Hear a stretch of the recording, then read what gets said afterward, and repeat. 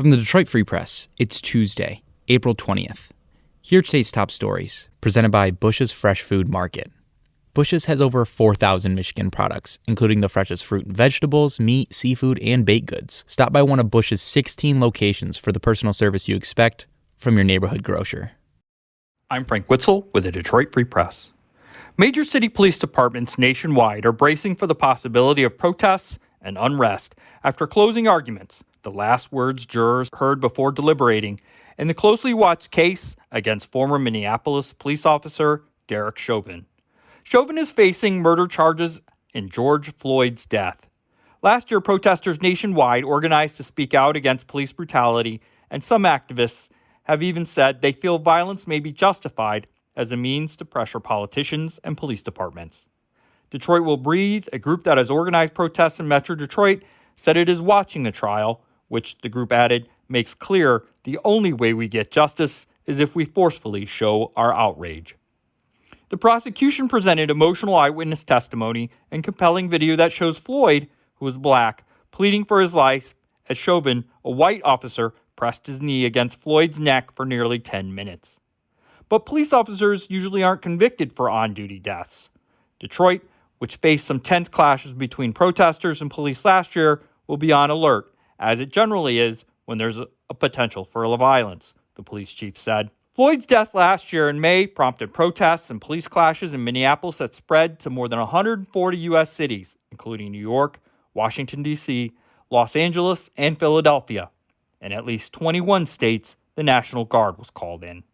In Grand Rapids, where demonstrations turned violent, activists said last month that police have tried to silence them and vowed to continue protesting police brutality. There, activists have been calling for Chauvin to be found guilty. I'm Paul Egan reporting for the Detroit Free Press. Michigan's recent surge in coronavirus cases leads the nation. Many are asking why Michigan is so hard hit. Governor Gretchen Whitmer has offered a range of reasons.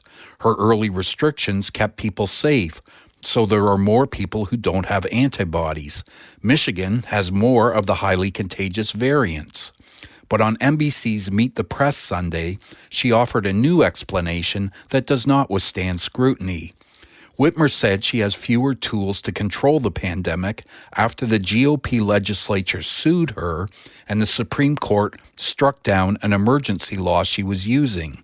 In fact, Whitmer can impose the same restrictions using the Public Health Code and did so in November. Instead, the governor has eased restrictions on restaurants and school sports despite rising case numbers. I'm Susan Tompour, and I'm a columnist at the Detroit Free Press.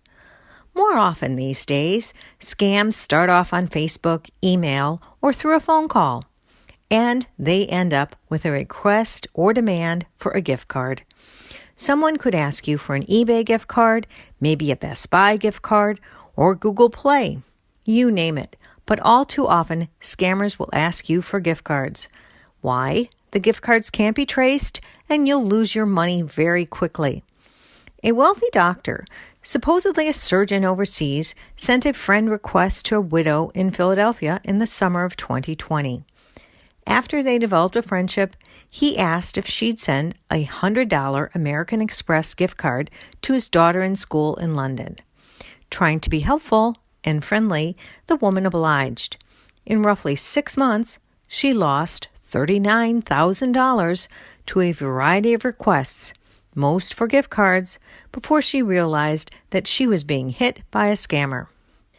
A woman in Troy gave in to threats after some phone calls that claimed her Social Security number was caught up in criminal activity relating to drug deals.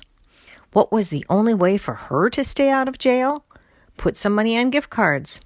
She ended up losing close to $10,000. Tips to avoid scams? Don't buy gift cards for strangers. But then again, you can't even buy gift cards for your boss.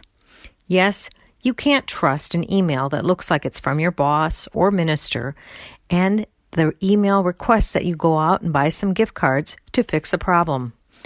Often, crooks are emailing you using the name of someone you know to scam you out of money that they'll ask that you put on gift cards.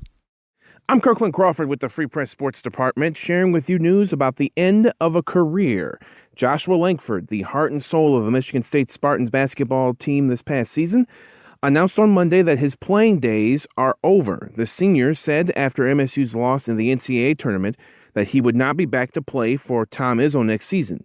And now he has decided not to pursue a transfer to play for another college or try to play professionally. Langford joined MSU along with a couple of other heralded Spartans, Miles Bridges and Cassius Winston, back in 2016, but foot injuries took basically 2 seasons away from Langford and some of his lateral quickness. But even this past season, he could be relied upon for an occasional mid-range jumper, and his leadership and toughness was the big reason why the Spartans were able to claw their way into March Madness.